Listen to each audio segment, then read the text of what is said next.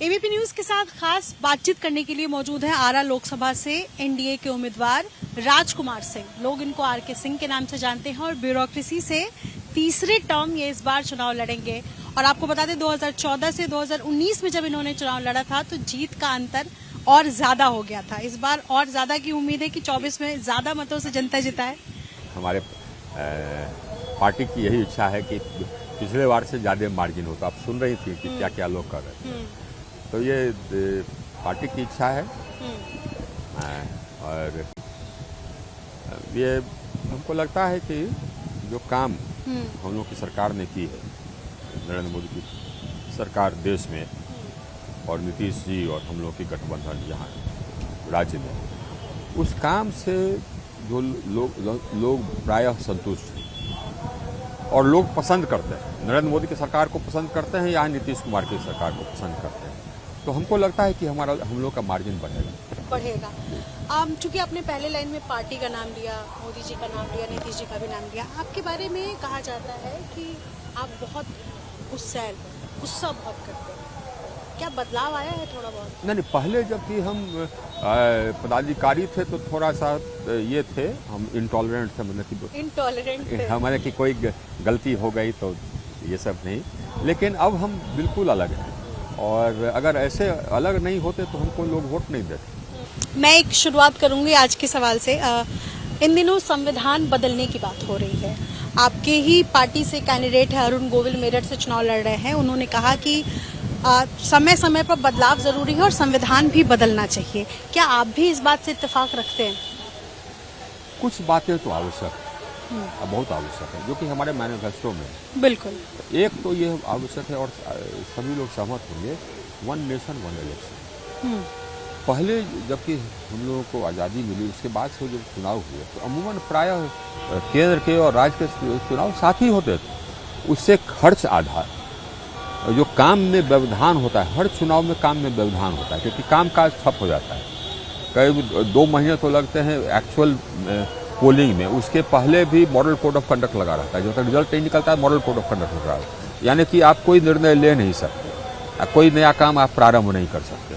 और ये प्रायः हर वर्ष कहीं न कहीं किसी राज्य में चुनाव हो रहा होता है तो मॉडल कोड लगा रहता है। तो निर्णय लेने की जो प्रक्रिया है वो बहुत धीमी हो जाती है। तो इसीलिए वन नेशन वन इलेक्शन देश के हित में है, तो उसके लिए हमको प्रावधान करना होगा। हम लोगों ने एक समिति भी बनाई थी पूर्व राष्ट्रपति जी के अध्यक्षता में, तो समिति ने भी रिकमेंड किया है। दूसरा, ये देखिए हम लोग के मैनिफेस्टो में है यूनिफॉर्म सिविल कोड। ये कॉन्स्टिट्यूशन में पहले से, कॉन्स्टिट्यूशन में बदलाव नहीं है। कॉन्स्टिट्यूशन के प्रियम्बल में है कि that the government will work towards a uniform civil code. आज दुनिया के सभी देशों में यूनिफॉर्म सिविल कोड ही है। अब ये इंग्लैंड में चले जाइए, कहीं चले जाइए, तो मैरिज का एक कानून है तो सबके लिए वही कानून है। तो इसी तरह से यहाँ पर भी हमारे संविधान निर्माता ने भी अपेक्षा की थी कि एक यूनिफॉर्म सिविल कोड हो। उसका हम लोगों ने ये दिया है यूनिफॉर्म सिविल कोड का अपने मैनिफेस्टो। तो हम लोगों ने जो जो प्रॉमिस किया है उसको हम लोग पूरा करेंगे, ही हमारी पार्टी का रिकॉर्ड है। कभी हम लोग जो वादा करते हैं उससे पीछे मुकरते नहीं। हम लोगों ने वादा किया था कि 370 हटाएंगे, हटा दिया। किसी को लगता था कि 370 हटेगा? नहीं लगता था। लोग चाहते थे लेकिन हम लोगों ने कर दिया। कल्पना करना ही बहुत बड़ी बात हुआ करती थी कि 370 हटेगा और फिर उसके कंसिक्वेंसेस क्या होंगे, इसको लेकर के भी एक डर हुआ करता था। चूंकि संविधान बदलने की ही चर्चा जब हो रही थी तो लालू प्रसाद जी ने आज बयान दिया और उसमें उन्होंने कहा कि संविधान बदलने की जो बात करते हैं गरीब पिछड़े लोग उनकी आंख निकाल देंगे। इस तरीके का बयान लालू प्रसाद जी ने आज सुबह दिया है। इस पर क्या कहेंगे? ये देखिए, ये भाषा अमर्यादित, इस प्रकार के अमर्यादित भाषा की अपेक्षा एक इस पूर्व मुख्यमंत्री से नहीं की जाती है। तो एक तो पहली बात तो ये। दूसरी बात, जो गरीब है वो तो हमारे साथ, जो कुचले हैं वो तो हमारे साथ, उनके साथ नहीं है। उनके साथ ये अगर रहता तो पिछली बार इनको एक सीट नहीं मिला बिहार में। तो उनके साथ कौन है? नहीं, तो उनके साथ कुछ कास्ट है, ये लोग और फैमिली है। ये लोग क्या है? ये परिवार बेस्ड पार्टी है। यानी कि राजद क्या है? परिवार है। परिवार के ही लोग उसका नेतृत्व करेंगे हमेशा।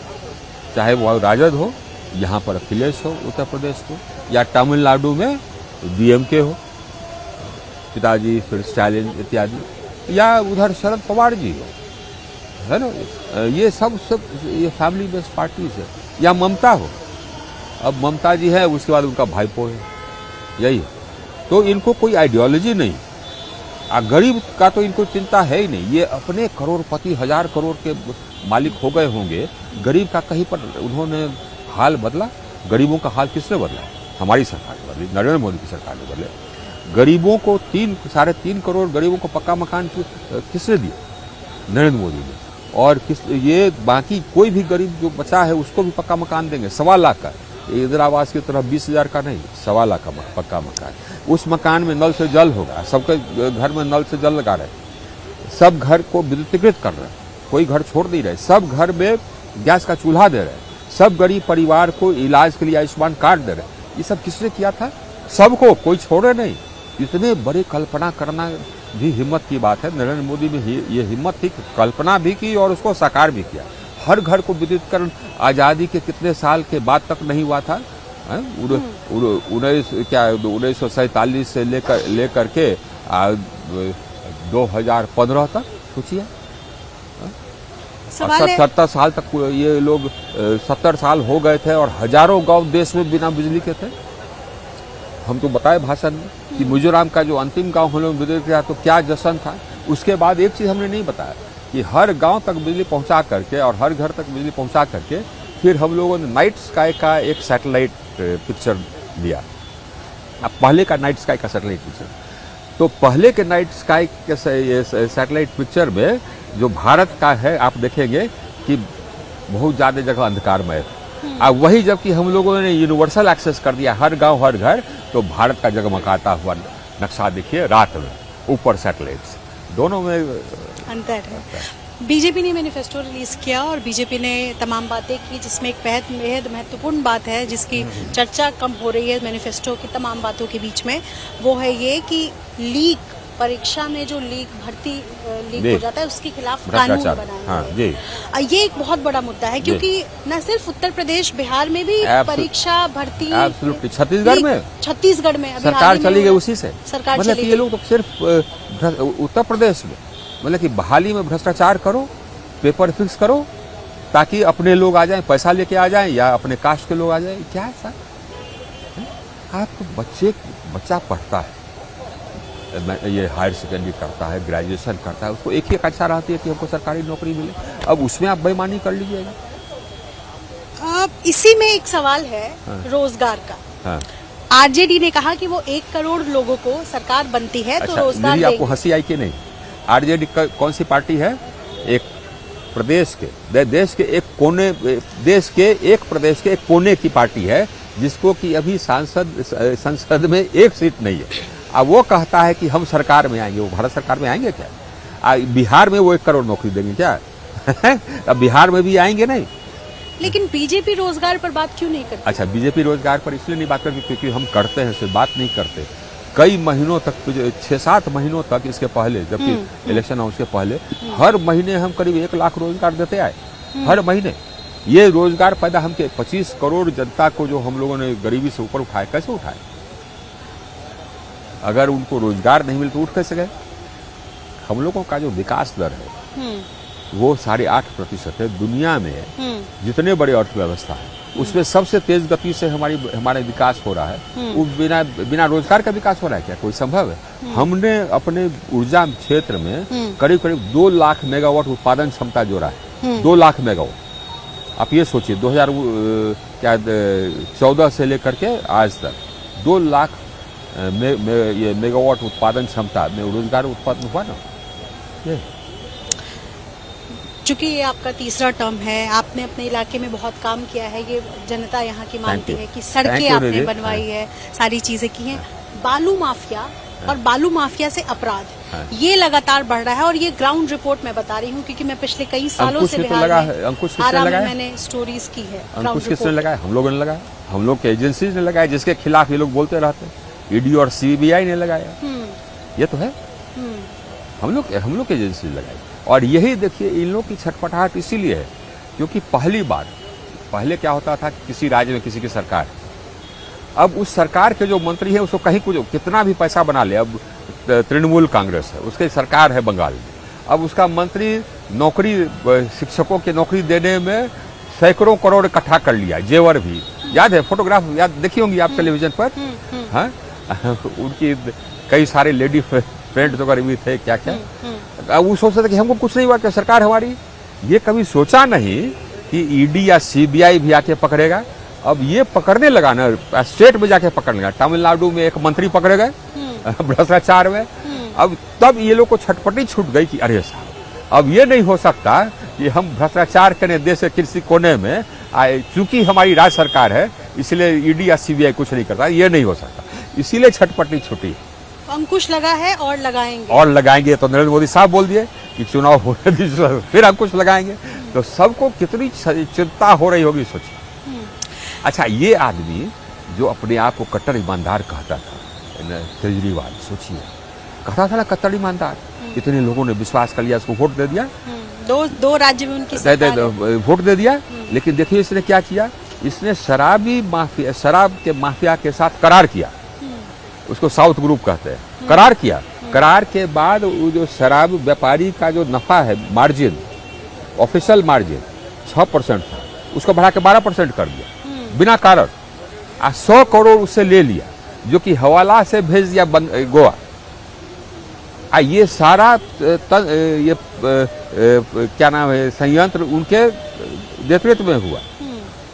कहते थे कि हम साहब कट्टर ईमानदार है, गए तो बिल नहीं मिल रहा है, अगर सबूत उनके खिलाफ नहीं रहता तो बिल मिल जाता ना हाई कोर्ट से। साउथ का जिक्र किया, साउथ की तरफ चलते ओपिनियन पोल में तमिलनाडु और केरल में बीजेपी को एक भी सीट आता हुआ फिलहाल नहीं दिख रहा है, ये बड़ा चैलेंज साउथ में बड़ा चैलेंज है। ये देखिए अभी तक तो हम लोग साउथ में नहीं है, अभी तक नहीं थे, 400 पार कैसे करेंगे? अब हमारा प्रयास है कि हम साउथ में जाएं।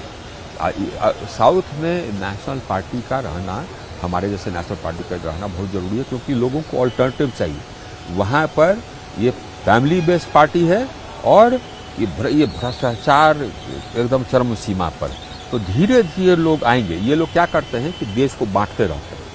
कौन ये जो रीजनल पार्टी जो है, अब ये कैसे बांटते हैं, अब ये कहते हैं कि हाँ साहब हिंदी हम पर इम्पोज किया जाएगा। अरे साहब कोई हिंदी इम्पोज कर रहा है यहाँ पर, नहीं यही कहेगा जहां सोच लीजिए कुछ हुआ नहीं है, जैसे जो कानून पहले था वही कानून है, लेकिन नहीं साहब तो हम हिंदी का इम्पोजिशन बर्दाश्त नहीं कर रहे। साहब कौन हिंदी इम्पोज कर रहा है तुम पर, लेकिन यही नारा लगाएगा कि देखो साहब ये नॉर्थ साउथ डिवाइड क्रिएट करता है। उनका कोई मंत्री भी बयान दे दिया था ना कि नॉर्थ के लोग साउथ के लोग, ये लोग साहब अपने सत्ता के लिए देश को बांटने के तैयार है, मतलब इसी प्रकार का नारा देते हैं। तो ये कहते हैं कि हिंदी थोपी जा रही है, कहाँ थोपी जा रही है? आप बताइए क्या किया हम लोगों ने? कुछ नहीं। जैसे आजादी के समय से चले तो जो व्यवस्था थी कानून कॉन्स्टिट्यूशन में, तो वही व्यवस्था आज भी है, कानून वही है, हम लोगों ने कुछ चेंज किया नहीं, अभी थोपी जा रही है। कुछ बोल दीजिए बांटने के लिए लोगों को। सवाल तो यही है कि 400 पार कैसे करेगी बीजेपी? अब वो देखिए साहब, तो ये आपको लगता है ना, आप ये देखिएगा कि हम लोग कम से कम बीजेपी को कम से कम 360-370 के आसपास आ जाएंगे, तो बाकी 30-25 तो बहुत बड़ी बात आप कह रहे हैं कि 360-65 के आसपास बीजेपी को आ जाएगी इस चुनाव में। उसके बाद आप देखिएगा कितना बचा, 30-35। हाँ। देखिए 4 जून तो आप लोग का जो देखिए, ये जो आपका आकलन था, आपके आकलन में छत्तीसगढ़ की सरकार पुनः वापस आ रही थी, नहीं आ रही थी। बिल्कुल। देखिए क्या हो गया, जनता का जो मूड है ना, अभी थोड़ा अर्ली है ये सब आकलन करना। 360-65 आप कह रहे हैं कि इतनी तो बीजेपी ले आएगी। चूंकि आपको देरी भी हो रही है, जाना भी है, एक छोटा सा सवाल है। आपका जब भी जिक्र आता है, जब भी आपके बारे में चर्चा होती है, तो आडवाणी का जो रथ रोका था उसके बारे में जरूर चर्चा होती है। उस वक्त से लेकर के आज तक में कितना कुछ बदला है? मैंने एक इंटरव्यू आपका सुना जिसमें आप कह रहे थे कि जब आपने रिजाइन किया था ब्यूरोक्रेसी से, मतलब जब आप जब आप रिटायर हुए थे 2013 जून में, तब आपने सोचा था कि अपनी पॉलिटिकल पार्टी बनाएंगे। तो एक ब्यूरोक्रेट पॉलिटिकल पार्टी फॉर्म करने के लिए कैसे सोच पाए, और वो क्या कुछ चल रहा था? पहले तो आपने गिरफ्तारी की जो बात की, गिरफ्तारी के बारे गिरफ्तारी की बात, वो तो राज्य सरकार ने निर्णय लिया कि हाँ साहब रथ यात्रा रोकी जाए। अच्छा। तो राज्य सरकार ने 3-4 जिलों को आदेश दिया कि रोकना है और गिरफ्तार करना है, नहीं कर पाए लोग। तो राज्य सरकार ने निर्णय चीफ सेक्रेटरी को कहा, तत्कालीन मुख्यमंत्री ने, कि क्या साहब तो कोई पदाधिकारी नहीं जो कर सकता। तो चीफ सेक्रेटरी ने कहा हाँ, उन्होंने हमारा नाम लिया। तो उन्होंने कहा कि ठीक है साहब। तो हमको बुलाहट हुई, तो हमको आदेश मिला राज्य सरकार से करने के लिए। तो राज्य सरकार से करने के लिए आदेश मिला। जहाँ कहीं भी, ये नई बात नहीं थी, जहाँ कहीं भी कोई चैलेंज होता था तो हमको लगा दिया। तो ये भी चैलेंज था तो हमने कर दिया। अब वही बात उसके बाद कुछ ही, हमको लगता है 1-2 साल बाद या बीजेपी की सरकार आई केंद्र में। हमारा राज्य सरकार में टर्म खत्म हुआ तो फिर केंद्र सरकार में हमको जाना था। हम लोग भारतीय प्रशासनिक सेवा में हम लोग केंद्र में काम करते हैं और राज्य में काम करते हैं बारी बारी से। तो केंद्र जाने का हुआ तो हमारा सिलेक्शन हुआ, ये सिलेक्शन हुआ गृह मंत्रालय में। और उस समय ये हमने बल्कि कहलवाया था गृह मंत्रालय में कि साहब कह दीजिएगा गृह मंत्री कि हम वही हैं। तो गए उनके प्राइवेट सेक्रेटरी कहने के लोग, तो वो अपना काम उधर कर रहे थे, अब यहाँ के अपना काम करेंगे। और उनके साथ काम किए फिर आडवाणी जी के साथ। तो ये तो ठीक है साहब, ये जबकि आप ऑफिसर हैं तो आप पॉलिटिक्स नहीं करते, तो अब आप सरकार का काम करते हैं, लीगल ऑर्डर्स का ये करते हैं इम्प्लीमेंटेशन। एक इसमें तो ऐड करना चाहूंगी आपके बारे में एक और चीज था कि आपने कहा था शायद कि एक ब्यूरोक्रेट नेता बन सकता है लेकिन एक नेता ब्यूरोक्रेट नहीं बन सकता। देखिए साहब, तो वो सब ये बचपन के ये सब, जबकि आदमी यंग ऑफिसर रहता है तो अपना, पर कहा था आपने, कहीं कहा था, तो अपना एक ये नजरिया रहता है। आप पॉलिटिकल पार्टी बनाने की बात कर रहे थे, तो वही यंग ऑफिसर्स का देर था। जिस समय हम लोग आते थे सिविल सर्विस से, IAS में, हम उम्र कम रहता था। अब जैसे कि हम ग्रेजुएशन के इम्तिहान दिए, उसके बाद सिविल सर्विस में आ गए, तो 22-23 ऐसे ही उम्र रहता है। तो उस समय फिर कुछ समय के बाद लगा कि साहब तो देखिए ये अच्छे लोग पॉलिटिक्स में आ नहीं रहे, हम और हम लोग के साथियों में। तो इसका देश का कल्याण कैसे होगा? पढ़े लिखे लोग नहीं आएंगे, ईमानदार लोग नहीं आएंगे तो देश का कल्याण नहीं होगा। तो हुआ कि नहीं साहब, तो सब लोग सोचते हैं कि नहीं पॉलिटिक्स में नहीं जाना चाहिए क्योंकि अनसर्टन है। तो अच्छे लोग पॉलिटिक्स में जाएंगे नहीं तो कहाँ से ठीक होगा देश। तो हुआ कि हम लोग अपनी पार्टी बनाएं। तो वो आकांक्षा थी कि अपनी पार्टी हम लोग बनावे, लेकिन वो रिटायरमेंट तक रही। लेकिन फिर ये जबकि अपनी बात हम लोगों ने सोचा तो लोगों ने हमको समझाया कि ये पार्टी वैसे नहीं बनती है, पार्टी वैसे नहीं चलती है, उसके लिए पैसा चाहिए, आपके पास पैसा नहीं है तो ये होने जाना नहीं है। उसके बाद कट्टू आप सरकार में सीधा केंद्रीय मंत्री बन गए। नहीं, उसके बाद कट्टू फिर ये नीतीश जी के साथ हम काम किए थे, हमको अच्छा अनुभव था। तो रिटायरमेंट के पहले वो उन्होंने कहा कि हमको ज्वाइन कर लीजिए, हमने हाँ भी कहा था। फिर वो ऑर्डर भी निकाल लिए कि एडवाइज़र विद कैबिनेट रैंक। फिर हम गए नहीं, तो हमने फिर पूछा तो हमने कहा कि नहीं पॉलिटिक्स करेंगे। तो उन्होंने हमको मना लिया कि हम उनकी पार्टी ज्वाइन करेंगे। तो बीजेपी के हमारे कुछ मित्र थे, तो वो उनको जानकारी हुई तो वो हमारे पीछे पड़ गए कि नहीं जदयू में नहीं, आप बीजेपी में आइए। हम लोग के नेता नरेंद्र मोदी होने वाले थे, तो वो होंगे, ईमानदार हैं, देश को सर्वोपरि रखते हैं, इत्यादि इत्यादि। हम लोग नेशनल हैं, वो स्टेट पार्टी। हमको ब्रेन वॉश करके उधर ले गए। तो नीतीश जी बहुत नाराज भी हुए थे उससे। तेजस्वी ने आज कहा कि हम बीजेपी का रथ रोकेंगे। आखिरी सवाल है, बीजेपी का रथ रोकेंगे बिहार में। कौन? तेजस्वी ने कहा है ये बीजेपी का। बोलने दे साहब, उनको एक सीट पिछली बार भी नहीं आया था ना, इस बार भी नहीं आया। बहुत शुक्रिया हमसे बातचीत करने के लिए। 1 जून को आरा में लोकसभा का चुनाव, यानी 1 जून को यहाँ की तारीख है जब आरा की सभी सीटों पर चुनाव होगा। और आपको बता दें, RK सिंह तीसरी टर्म में एक बार फिर से चुनाव लड़ने जा रहे हैं, तमाम मुद्दों का बेबाकी से जवाब देते हुए। अपने सहयोगी विशाल और अजीत गुप्ता के साथ निधि श्री, ABP न्यूज़ आरा।